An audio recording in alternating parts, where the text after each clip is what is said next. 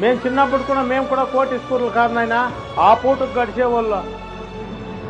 మా అమ్మ ఎవరిదన్నా బట్టలు ఎత్తుకొచ్చిందంటే కాసుకోండేది, ఎందుకంటే వెనక నిక్కర చినిగిపోయి ఉంటుంది.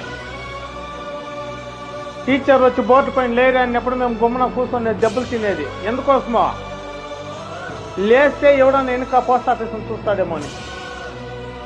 సమాధానం వస్తుంది, చెప్పలేము.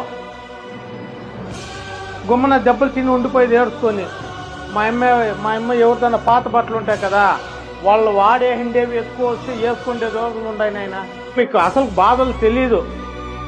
అలాంటప్పుడు మీ అమ్మా నాన్న మీ పైన ఎంత నమ్మకం పెట్టుకుంటారో. అమ్మా బిర్యానీ అంటే వాళ్ళు కుప్పంపై బిర్యానీ తెస్తారు మీకు. మీరేమంటారు, మా నాయన బిర్యానీ తినేసి తెచ్చి అనుకుంటారు మీరు. వాళ్ళతో డబ్బులు ఉండదు. నా బిడ్డ అడిగేసింది అనేసి వాళ్ళు నీళ్ళు తాగేసి మీకు బిర్యానీ తెస్తారు, ఫ్రూట్స్ తెస్తారు.